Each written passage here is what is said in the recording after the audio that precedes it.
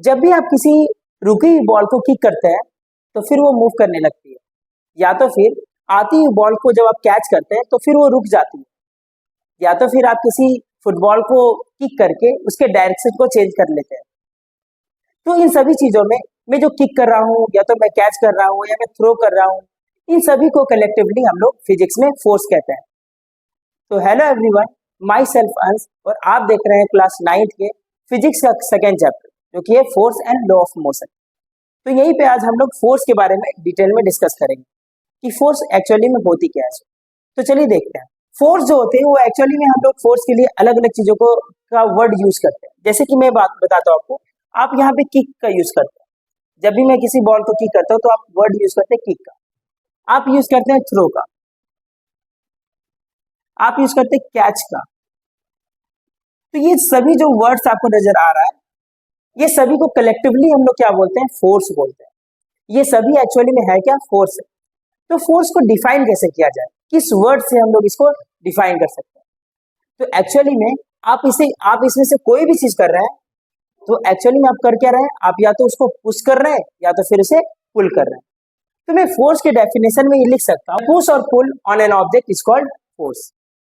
देखिए एक्चुअली में यहाँ पे दो वर्ड आपको नजर आ रहा है, ये क्या है आपका पुश और ये क्या है आपका पुल। तो मैं यहाँ पर ये पहले समझ लेता हूँ कि पुश और पुल है क्या। चलिए देखते हैं। जब भी आप किसी ऑब्जेक्ट के ऊपर फोर्स लगाते हैं, जैसे मान लो कि ये एक ऑब्जेक्ट है और इसके ऊपर में आप फोर्स लगा रहे हैं, और फोर्स का सोर्स ये है, और इसके थ्रू इस पर क्या लग रहा है, एक फोर्स लग रहा है, एफ नाम का एक फोर्स इसके ऊपर लग रहा है। तो अगर ये ऑब्जेक्ट उस सोर्स ऑफ फोर्स का से दूर जा रहा होगा तो फिर हम लोग क्या बनेंगे कि वहां पे पुश हो रहा है, क्या बनेगा, वहां पे पुश हो रहा है। और अगर कोई भी ऑब्जेक्ट उस सोर्स ऑफ फोर्स के नजदीक आ रहा होगा, टुवर्ड्स आ रहा होगा, तब हम लोग क्या बोलेंगे कि वहां पे क्या हो रहा है, पुल हो रहा है। तो यहाँ पे बहुत सारे एग्जांपल्स हैं जो कि पुश और पुल से रिलेटेड है। जैसे मैं एक चेयर को अगर यहाँ पे धक्का दे रहा हूँ, पुश कर रहा हूँ, तो वो मेरे से दूर जा रहा है। अगर वो दूर जा रहा है इसका मतलब क्या हो रहा है, वहां पे पुश हो रहा है। लेकिन मैं अगर उसे खींच रहा हूँ इस तरह से तो मेरे नजदीक आ रहा है, तो यहाँ पे मैं क्या कर रहा हूँ, पुल कर रहा हूँ। आपने बहुत सारे मॉल्स में देखा होगा कि एक तरफ लिखा रहता है पुश और एक तरफ लिखा रहता है पुल।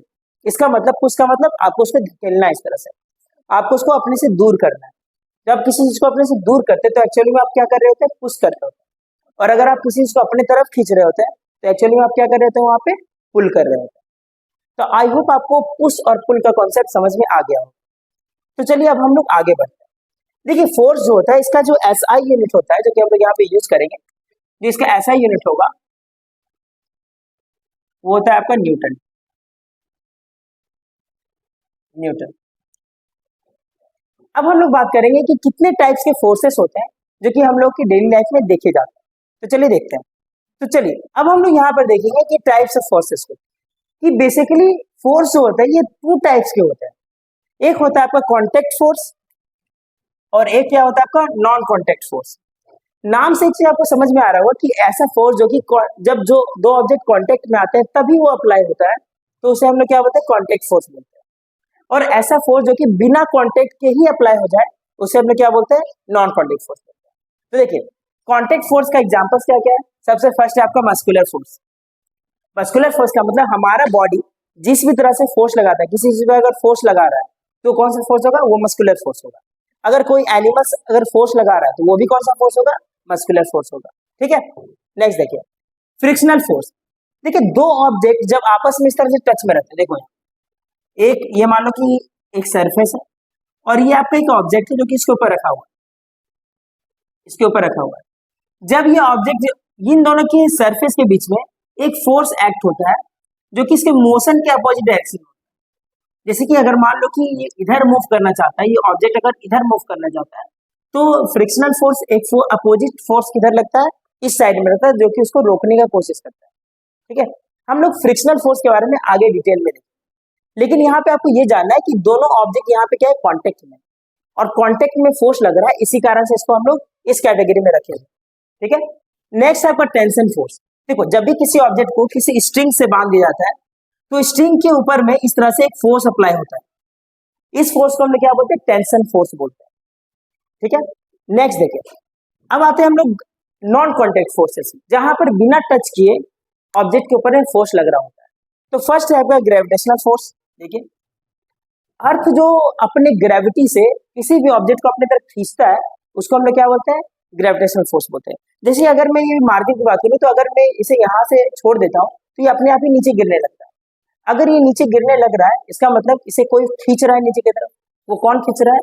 वो है ग्रेविटेशनल फोर्स। तो क्या इसे टच करने का जरूरत पड़ा? अगर इसे इसके ऊपर फोर्स अप्लाई करना है तो इसे टच करने का तो जरूरत नहीं पड़ा इस पर, लेकिन फिर भी इस पे इसके ऊपर फोर्स अप्लाई हो रहा है, इसलिए हम इसको क्या बोलते हैं? नॉन कॉन्टेक्ट फोर्स बोलते हैं। वैसे ही मैग्नेटिक फोर्स में आप लोग जानते हैं कि जब हम लोग दो मैग्नेट को एक साथ में लेकर आते हैं, तो लाइक पोल्स जो होते हैं वो एक दूसरे को रिपेल करते हैं, और अनलाइक पोल्स जो होते हैं वो एक दूसरे को अट्रैक्ट करते हैं। और ये जो फोर्सेस होते हैं ये दूर से ही अप्लाई हो जाते हैं, इसी कारण से हम लोग इसको नॉन कॉन्टेक्ट के कैटेगरी में रखते हैं। क्लियर? नेक्स्ट देखिए, नेक्स्ट है आपका इलेक्ट्रिक फोर्स। देखिए, जब कोई भी इलेक्ट्रिकली चार्ज पार्टिकल आता है, तो अगर पॉजिटिव पॉजिटिव चार्ज है तो उनके बीच में क्या होगा? रिपल्सन होगा। और अगर नेगेटिव और पॉजिटिव चार्ज होते हैं, मतलब कि अपोजिट चार्जेस होते हैं, तो उनके बीच में अट्रैक्शन होता है। तो यहाँ पर भी ये जो फोर्सेस अप्लाई हो रहे हैं उन दोनों के बीच में, ये बिना कॉन्टेक्ट के अप्लाई हो रहे हैं, दूर से ही अप्लाई हो रहे हैं, इसीलिए हम इसको भी नॉन कॉन्टेक्ट फोर्स की कैटेगरी में रखते हैं। तो आई होप आपको ये टाइप्स ऑफ फोर्सेस समझ में आ गए। इसमें जो इंपॉर्टेंट जो फोर्स है वो है आपका फ्रिक्शनल फोर्स, और इस फोर्स को हम लोग यहाँ पे डिटेल में समझेंगे आगे के टॉपिक में। ठीक है, अब हम लोग यहाँ पे बात करते हैं कि जो फोर्स होता है ये कर क्या कह सकता है, फोर्स के कारण से हम लोग क्या क्या चेंजेस ला सकते हैं। तो चलिए इस बात को हम लोग यहाँ पे देखते हैं। देखिए, यहाँ पे हम लोग बात करेंगे कि फोर्स जो होता है ये क्या क्या कर सकता है। तो देखिए यहाँ पे कि सबसे पहले तो फोर्स जो होता है ये किसी भी ऑब्जेक्ट की स्पीड को स्पीड अप कर सकता है, मतलब कि स्पीड को बढ़ा सकता है। इसका मतलब ये हुआ कि अगर कोई ऑब्जेक्ट रेस्ट में होगा तो वो उसे रेस्ट से मोशन में ला सकता है। फोर्स जो होता है वो किसी ऑब्जेक्ट को रेस्ट से मोशन में ला सकता है। तो आप यहाँ ये भी लिख सकते हैं यहाँ पे ब्रैकेट में कि start from rest, start from rest. किसी ऑब्जेक्ट को रेस्ट से स्टार्ट कर सकता है या तो फिर उसकी स्पीड को बढ़ा सकता है। नेक्स्ट देखिएगा यहाँ पे जो कि स्लो डाउन एन ऑब्जेक्ट, मतलब कि किसी ऑब्जेक्ट की स्पीड को कम भी कर सकता है। जो फोर्स होता है वो किसी ऑब्जेक्ट की स्पीड को कम भी कर सकता है। इसका मतलब कि अगर कोई ऑब्जेक्ट मूव कर रहा है तो उसको रेस्ट में भी ला सकता है। तो देखिए, ऑब्जेक्ट एट रेस्ट, ठीक है, मतलब किसी ऑब्जेक्ट को रेस्ट से मूविंग से रेस्ट में ला सकता है। थर्ड देखिए कि उसके डायरेक्शन में चेंज कर सकता है।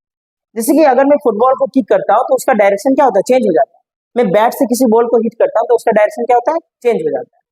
इन सभी केसेस में क्या अप्लाई हो रहा है? फोर्स अप्लाई हो रहा है उस ऑब्जेक्ट के ऊपर, इसी कारण से उसका डायरेक्शन चेंज हो जा रहा है।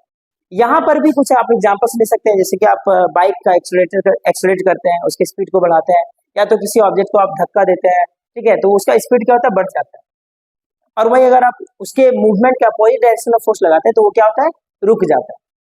तो यहाँ पर देखिए ये सारे बात को आपको याद रखना है। और सबसे लास्ट चीज क्या है कि जो फोर्स होता है वो किसी के शेप और साइज को भी चेंज कर सकता है, लेकिन हाँ, वो ऑब्जेक्ट का साइज और शेप चेंज होने वाला हो तभी।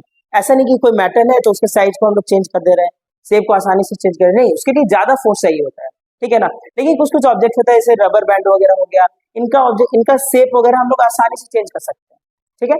तो ये चीजें थी जो कि हम लोग फोर्स के हेल्प से कर सकते हैं। तो आई होप आपको ये छोटा सा पॉइंट समझ में आ गया। अब हम लोग बात करेंगे फ्रिक्शनल फोर्स के ऊपर में डिटेल में। आपने हमेशा ऑब्जर्व किया होगा कि जब भी किसी ऑब्जेक्ट को अगर हम लोग मूव कर रहे हो, मतलब किक मारते हैं या तो मूव करवाते हैं, तो कुछ दूर जाकर वो रुक जाता है। और हर एक ऑब्जेक्ट जो होता है वो कहीं ना कहीं जाकर एक बार रुकता जरूर है। तो पहले के टाइम पे सबको ऐसा लगता था कि हर एक ऑब्जेक्ट के अंदर में एक नेचुरल टेंडेंसी होता है रेस्ट में आने का, मतलब रुक जाने का। ये एक नेचुरल टेंडेंसी उसके अंदर होता है हर एक के ऑब्जेक्ट के अंदर। लेकिन बाद में जब गैलीलियो ने इसे प्रूफ किया था एक्सपेरिमेंट के थ्रू कि ऐसा बिल्कुल भी नहीं। एक ऑब्जेक्ट जो होता है ये हमेशा रुकने के का टेंडेंसी इनके अंदर नहीं होता है। पहले ऐसा लगता था सभी को कि अगर किसी ऑब्जेक्ट को रोकना है, मतलब कि मूव करवाते रहना है, तो हमें उसे एक फोर्स लगाते रहना पड़ेगा, तभी वो ऑब्जेक्ट मूव करते रहेगा, नहीं तो फिर वो ऑब्जेक्ट रुक जाएगा। लेकिन बाद में ऐसा पता चला कि ऐसा बिल्कुल भी नहीं। तो आज अभी हम लोग उसी टॉपिक को यहाँ पर बात करेंगे, उसी टॉपिक में बात करेंगे। चलिए देखिए, गैलीलियो ने जो एक्सपेरिमेंट किया था उसको यहाँ पर पहले समझ लेते हैं।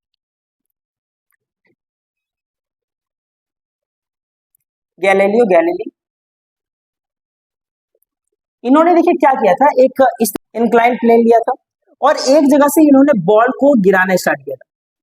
जब बॉल को यहाँ से गिराए थे तो ये बॉल यहाँ से जाकर यहाँ से आकर सेम हाइट पर ये पहुंच गया था, सेम हाइट पर ये बॉल जो था ये पहुंच गया था। जब उन्होंने इस इंक्लाइन प्लेन को थोड़ा और टिल्टे मतलब इसका इंक्लिनेशन और थोड़ा कम किया, तब भी उन्होंने देखा कि जब ये बॉल इधर से आया तो यहाँ से जाकर वो यहाँ तक पहुंच गया। जब उन्होंने इसे और ज्यादा मतलब कम किया इंक्लाइनेशन उसका, तो भी उन्होंने देखा कि ये ऑब्जेक्ट जो है, बॉल जो है, ये यहाँ से आकर इस पाथ से होते हुए वो यहाँ तक पहुंचा, सेम हाइट पे पहुंचा। तब उन्हें ऐसा लगा कि अगर मैं इसे पूरा का पूरा सीधा कर दूं, कुछ इस तरीके से सीधा कर, तो ये ऑब्जेक्ट अपने हाइट तक तो कभी पहुंच ही नहीं पाएगा। इसका मतलब जो ऑब्जेक्ट रहेगा ये पूरा मूव करता रहेगा हमेशा। उन्होंने ये देखा यहाँ पे। जब उन्होंने इसी एक्सपेरिमेंट को किया तब उन्होंने ऑब्जर्व किया कि ऐसा बिल्कुल नहीं है।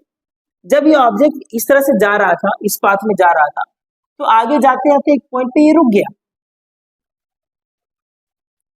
तब उन्होंने ये सोचा कि ये रुका कैसे एक्चुअली। फिर उनके बाद बहुत सारे ऐसे ऐसे भी ऑब्जर्वेशंस आए, जैसे कि स्पेस के जो बॉडीज थे, सेलेस्टियल बॉडीज थे, इनके बारे में जब उन्होंने देखा तो वो ऑब्जेक्ट्स जो थे वो मूव कर रहे थे, कंटिन्यूअसली मूव कर रहे थे, क्योंकि वहां पे कोई भी फ्रिक्शनल फोर्स नहीं था। तब उन्हें पता चला कि ऑब्जेक्ट जो होता है, जो ऑब्जेक्ट होता है, उनके पास में एक नेचुरल टेंडेंसी नहीं होता है रुक जाने का। कोई ऐसा फोर्स होता है जो कि उसे अपोज कर रहा होता है, जो कि इसको रोकने के लिए रिस्पॉन्सिबल होता है। इसी फोर्स को उन्होंने क्या नाम दे दिया था? फ्रिक्शन। उन्होंने बताया कि एक फ्रिक्शनल फोर्स होता है जो कि एक ऑब्जेक्ट के ऊपर में लगता है, जब वो किसी सरफेस के कांटेक्ट में रहता है तो उनके ऊपर अप्लाई होता है और वो अपोजिट डायरेक्शन में अप्लाई होता है। किसके अपोजिट डायरेक्शन में? जिधर वो ऑब्जेक्ट मूव करना चाहता है। अगर वो इधर मूव कर रहा है तो इधर लगेगा फ्रिक्शनल फोर्स, अगर ये मूव करना चाह रहा है तो भी इधर लगेगा फ्रिक्शनल फोर्स। ठीक है, तो चलिए अब हम लोग यहाँ पे फ्रिक्शनल फोर्स के बारे में देखते हैं। मैं यहाँ पे ऐसे बोल रहा हूं कि अगर कोई ऑब्जेक्ट है, इनके बीच में, इनके सरफेसेस के बीच में एक्चुअली में होता क्या है वो देखिएगा। अगर मैं इस पॉइंट को थोड़ा जूम करके यहाँ दिखाता हूँ तो कुछ इस तरीके का दिखेगा। देखिए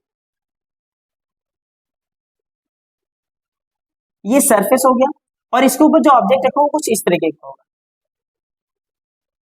तो आपको यहाँ दिख रहा है कि इसके जो ग्रुप्स है वो एक दूसरे के अंदर में क्या हो रहे हैं, मिल जा रहे हैं यहाँ पे, और इसके कारण से वो इंटरलॉक्ड हो जा रहे हैं। और जब भी हम इसे मूव करवाते हैं तो ये क्या होता है, ये इंटरलॉकिंग के कारण से ये उसे अपोज करते हैं, इसके मूवमेंट को अपोज करते हैं, रोकने की कोशिश करते हैं, और यही काउज होता है फ्रिक्शन का। अब देखो फ्रिक्शन जो होता है ये डिपेंड किसके ऊपर करता है वो देखिए। फ्रिक्शन जो होता है ये डिपेंड करता है उस ऑब्जेक्ट के मास के ऊपर और सरफेस के नेचर के ऊपर, कि सरफेस कितना स्मूथ है, नेचर ऑफ सरफेस।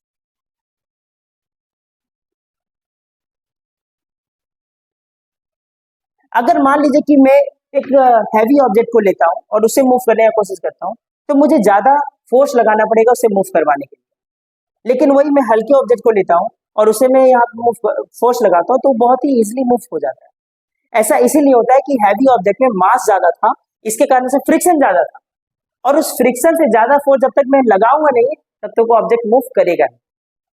और वहीं अगर हल्का लाइटर ऑब्जेक्ट था तो फिर हम उसे आसानी से मूव करवा पा रहे थे क्योंकि उसका मास कम था और फ्रिक्शन फोर्स भी कम था।